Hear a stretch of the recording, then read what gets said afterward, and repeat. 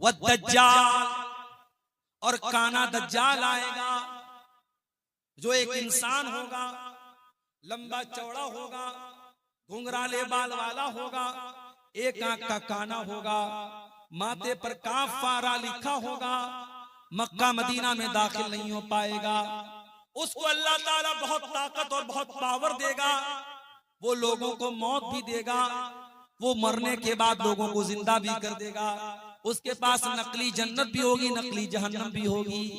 जो लोग उसके ऊपर उसकी बात मान करके उसकी जन्नत में जाएंगे, वो हकीकत में जहन्नम में जाएंगे, और जो उसकी जहन्नम में जाएंगे, वो हकीकत में जन्नत में जाएंगे। बहुत बड़ा फितना इस उम्मत का दज्जाल है। इसीलिए अल्लाह के नबी अपनी हर नमाज में क्या दुआ करते थे? अल्लाहुम्मा इन्नी औज़ु बिका मिन फितनतिल मसीहिद दज्जाल। ऐ अल्लाह, मैं तेरी पनाह चाहता हूँ दज्जाल के फितने से। अल्लाह के नबी ने कहा कयामत की दूसरी बड़ी निशानी दज्जाल। वद्दाब्बा, और कयामत की तीसरी बड़ी निशानी ये होगी, जमीन से एक जानवर निकलेगा, एक चौपाया निकलेगा जो लोगों से बातें करेगा। वतुलू शम्स मिन मगरिबिहा, और कयामत के दिन सूरज पश्चिम से निकलेगा। और जब सूरज पश्चिम से निकलेगा, कोई तौबा कर ले, उसकी तौबा अल्लाह क्या कबूल नहीं की जाएगी। कोई कलमा पढ़ ले, उसका कलमा अल्लाह क्या नहीं माना जाएगा। कोई ईमान ले आए, उसके ईमान लाने से उसको कोई बेनिफिट, कोई लाभ नहीं मिलेगा। कयामत के दिन सूरज पश्चिम की तरफ से। व नुज़ूल ईसा इब्न मरियम, और ईसा इब्न मरियम जमीन पर नाजिल होंगे, उतरेंगे। ईसा इब्न मरियम को अल्लाह ताला ने जिंदा आसमान पर उठा लिया है। कयामत के पहले वो आएंगे, और दमिश्क की जामा मस्जिद के मीनार पर वो दो फरिश्तों के ऊपर उनके कंधे पर अपना हाथ रख करके जमीन पर उतरेंगे। तकरीबन 40 साल तक ईसा अलैहिस्सलाम दुनिया में रहेंगे। दज्जाल को कत्ल करेंगे, सूअर को खत्म कर देंगे, यहूदो नसारा से डायरेक्ट जंग करेंगे, या तो इस्लाम लाओ या जंग करो। उनके दौर में बहुत अमन शांति होगी।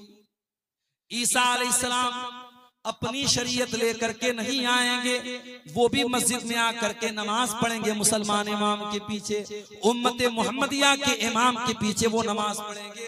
वो नबी की हैसियत से नहीं आएंगे। ईसा इब्न मरियम कयामत के पहले नाजिल होंगे, हमारा ईमान। व याजूज व माजूज, और दो फसादी कौमें जिनको याजूज और माजूज कहा जाता है, जिनको हजरत ज़ुल्करनैन ने बहुत बड़ा डैम बना करके उनको रोक दिया है। कयामत के पहले वो डैम तोड़ करके बाहर आ जाएंगे और बहुत फसाद जमीन में मचाएंगे, बहुत फसाद मचाएंगे। आसमान पे तीर चलाएंगे और वो तीर खून आलूद होकर के वापस गिरेगा। वो बहुत बड़े बड़े नदियों का पानी अकेले पी जाएंगे, बहुत जुल्म सितम करेंगे। तब ईसा अलैहिस्सलाम उनके लिए बद्दुआ करेंगे। आसमान से परिंदे आएंगे और कीड़े आएंगे जो उनके गर्दन पर गिरेंगे, उनकी मौत हो जाएगी। फिर उनकी बदबू से पूरी जमीन भर जाएगी। फिर ईसा अलैहिस्सलाम अल्लाह ताला से दुआ करेंगे तो उनकी लाश और उनका बचा कुचा जो भी डेड बॉडी होगी अल्लाह ताला उसको जमीन से उठा लेगा। याजूज और माजूज ये कयामत की बड़ी निशानी। वसलासतु खुसूफिन, और 3 जगहों पर जमीन को धसाया जाएगा। एक मशरिक में यानी पूरब में, एक मगरिब में यानी पश्चिम के हिस्से में, और एक अरब की सरजमीन पर जमीन को धसाया जाएगा। व आखिरु ज़ालिका नारुन तखरुजु मिनल यमन, और कयामत की आखिरी निशानी ये होगी कि एक आग निकलेगी जो यमन से निकलेगी, और वो आग लोगों को हाँक करके मैदान महशर की तरफ लेके जाएगी, यानी मुल्क शाम की तरफ लेकर के जाएगी। एक आग निकलेगी यमन से और वो आग लोगों को हाँक करके कहां लेके जाएगी? मैदान महशर की तरफ, यानी मुल्क शाम की तरफ लेके जाएगी। ये कयामत की 10 बड़ी निशानियां अल्लाह के नबी ने इस हदीस में बताई। कयामत की और भी बहुत सारी निशानियां अल्लाह के नबी ने बयान की। जंगे तबूक का मौका था। हजरत औफ बिन मालिक कहते हैं मैं अल्लाह के नबी के पास आया। अल्लाह के प्यारे नबी एक चमड़े के खेमे में बैठे हुए थे। आपने उंगली से इशारा करके फरमाया उदुद सित्तन बैना यदै सा, ऐ औफ इब्ने मालिक क़यामत के पहले 6 निशानियों को गिन लेना, 6 चीजों को गिन लेना। नंबर 1 मौती, मेरी मौत हो जाए तो समझ जाना कि क़यामत करीब आ चुकी है। नबी ने हज किया और हज करने के 2.5 महीने के बाद अल्लाह के प्यारे नबी रबीउल अव्वल के महीने में 12 तारीख को इंतकाल कर जाते हैं। सफर के आखिर में आप एक जनाजे में जाते हैं और जनाजे से जब आप वापस आते हैं हजरत आयशा से कहते हैं आयशा मेरा सर बहुत तेज दर्द कर रहा है। हजरत आयशा कहती है कि वहीं से अल्लाह के नबी की बीमारी का आगाज हुआ था। इतने कमजोर हो गए आप बीमारी में, आपके अंदर चलने की ताकत भी नहीं बची। आपने ख्वाहिश जाहिर की कि मैं अपने बीमारी के ये अय्याम हजरत आयशा के पास गुजारना चाहता हूं। आप बार बार सवाल करते कल मेरी बारी किसके पास है, कल मेरी बारी किसके पास है। बीवियां समझ गई, सबने कहा अल्लाह के नबी आप जिसके पास रहना चाहते हैं रह सकते, हमें कोई एतराज नहीं है। आप हजरत अली ने एक तरफ हाथ पकड़ा, हजरत अब्बास ने एक तरफ हाथ पकड़ा और सहारा दे करके आपको हुजरे आयशा में लेकर के आए और बीमारी के अय्याम आपने हुजरे आयशा में गुजारे। उसी बीमारी के अय्याम जब अल्लाह के नबी बहुत तकलीफ महसूस कर रहे थे, एक दिन आपने सर पर पट्टी बांधी, मिंबर पर आकर के खुतबा दिया और खुतबे में आपने फरमाया इन्नी फरतुकुम अलल हौज, ऐ लोगों मैं तुमसे आगे अल्लाह के पास जाने वाला हूँ और हौज़े कौसर में मेरी तुमसे मुलाकात होगी। ऐ लोगों मेरे बाद काफिर न बन जाना, एक दूसरे की गर्दन न मारने लगना, मेरे बाद एक दूसरे के दुश्मन न बन जाना। जब तक आप सेहत की हालत में रहे, मस्जिद में आते रहे, नमाज पढ़ाते रहे, जब बहुत ज्यादा बीमार हो गए, आखिरी नमाज आपने जुमेरात के दिन मगरिब की नमाज पढ़ाई। उसके बाद जब इशा का टाइम आया, हजरत बिलाल ने अजान दी, इकामत का टाइम आया, हजरत बिलाल आए। आपने पूछा असल्लन्नास, क्या लोगों ने नमाज पढ़ ली है बिलाल? कहा नहीं है अल्लाह के नबी, लोग आपका इंतजार कर रहे हैं। आपने कहा पानी लाओ, पानी लाया गया, आपने गुस्ल किया, गुस्ल करने के बाद आप खड़े हुए लेकिन बेहोश होकर के गिर पड़े। फिर होश आया, आपने पूछा कि क्या लोगों ने नमाज पढ़ ली? नहीं है अल्लाह के नबी, लोग आपका इंतजार कर रहे हैं। आपने फिर गुस्ल किया, फिर खड़े हुए, फिर जाने लगे, फिर बेहोश होकर के गिर पड़े। 3 बार ऐसा हो गया। आप समझ गए अब जाने की ताकत नहीं है। आपने कहा कि जाओ अबू बकर से कहो वो लोगों को नमाज पढ़ाए। हजरत आयशा कहती है मुझे थोड़ा सा डर पैदा हुआ, मुझे ऐसा लगा कि नबी बीमार है और नबी के मुसल्ले पर मेरे बाप खड़े होंगे, अच्छा मैसेज नहीं जाएगा, अच्छा संदेश नहीं जाएगा। मैंने कहा अल्लाह के नबी किसी और को इमाम बना दीजिए, मेरे बाप को मत। मैंने कहा अल्लाह के नबी इन्ना अबा बकरिन रजुलुन नसीफुन, मेरे अब्बा अबू बकर बड़े कमजोर दिल के हैं, बहुत जल्दी रोने लगते हैं, वो नमाज नहीं पढ़ा पाएंगे, आप किसी और को इमाम बना दीजिए। आपने बड़े गुस्से में फरमाया कि खबरदार, अल्लाह ताला को कोई और मंजूर नहीं है, उसके रसूल को कोई और मंजूर नहीं है और ईमान वालों को कोई और मंजूर नहीं है। जाओ अबू बकर से कहो वो लोगों को नमाज पढ़ाए। 17 टाइम की नमाजें अल्लाह के नबी की जिंदगी में जनाब अबू बकर सिद्दीक रजी अल्लाह ताला ने पढ़ा। सनीचर का दिन आया, अल्लाह के नबी को अपनी तबीयत थोड़ी बेहतर महसूस हुई, मस्जिद में आए, खुतबा दिया। खुतबे में आपने फरमाया ऐ लोगों, अल्लाह ताला अपने एक बंदे को इख्तियार दे रहा है, चॉइस दे रहा है। क्या है मेरे बंदे, तू चाहे तो दुनिया ले ले और चाहे तो तू मेरे पास आ जा, चाहे तो तू दुनिया की दौलत ले ले, दुनिया का ऐशो आराम ले ले और चाहे तो तू मेरे पास आ जा।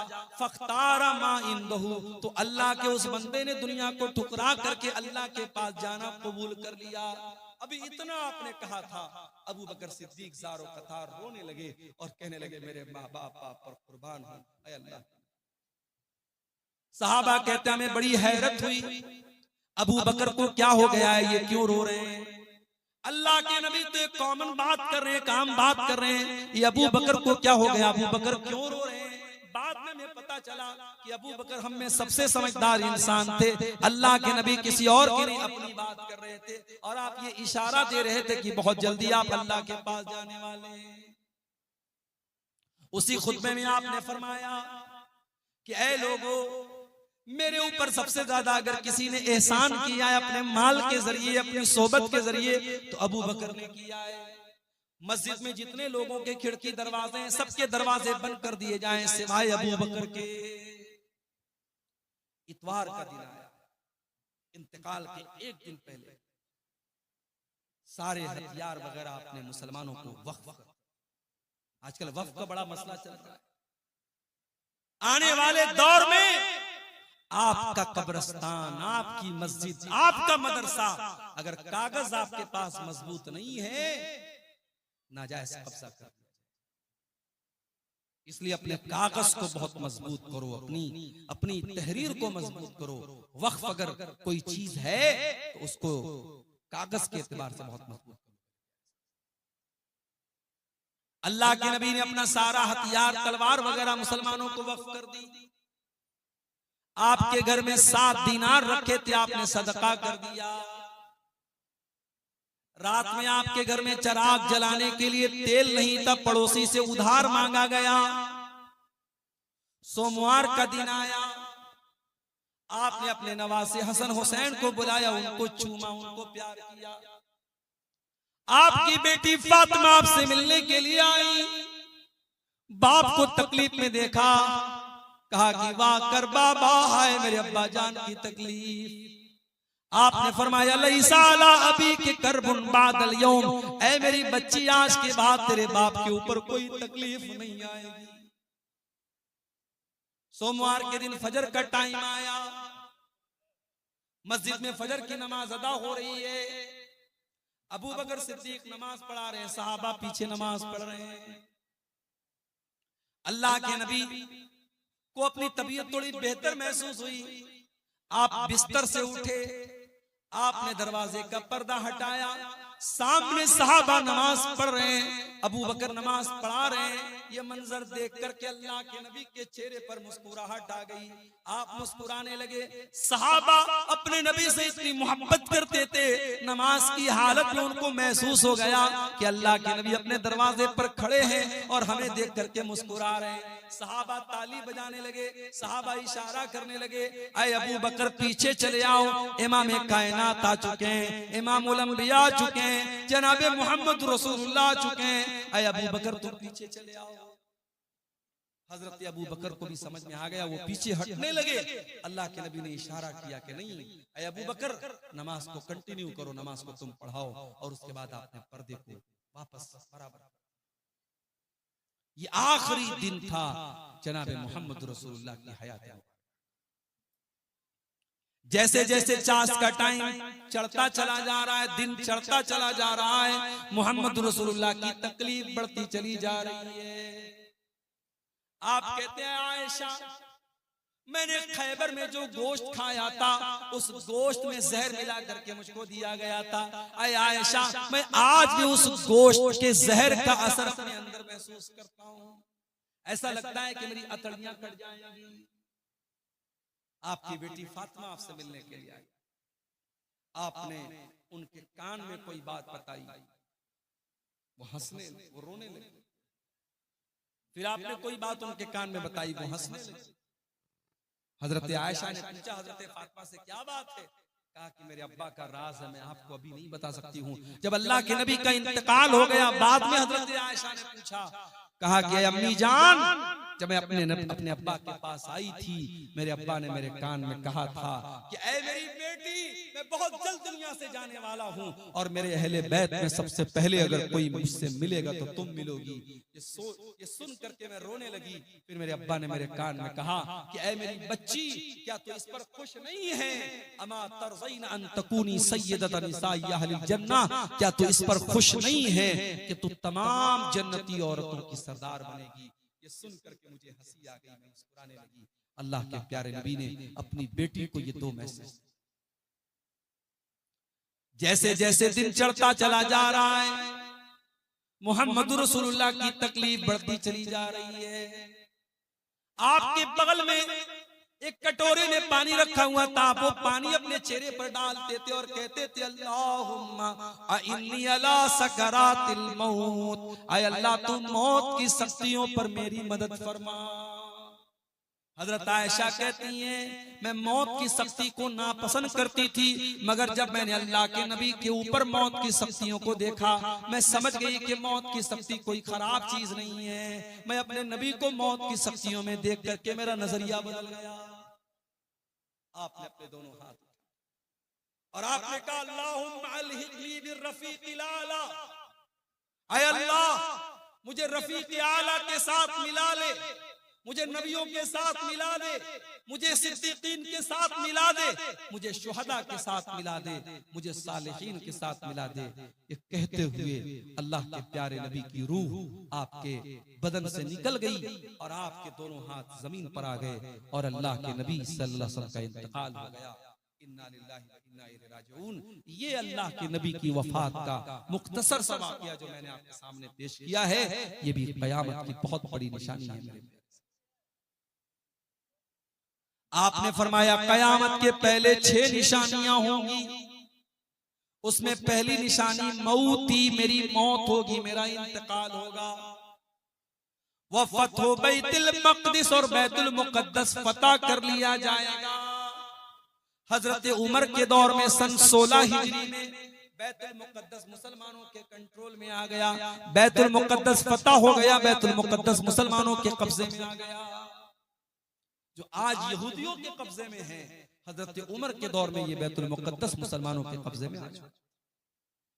क़यामत की तीसरी निशानी आपने फरमाया वमूतानुन याख़ुज़ु फ़ीकुम कक़ुआसिल गनम, इतनी खतरनाक बीमारी आएगी जैसे भेड़ बकरी के अंदर बीमारी आती है और भेड़ बकरियां तड़प तड़प करके मर जाती हैं, इंसान वैसे तड़प तड़प करके मर जाएंगे।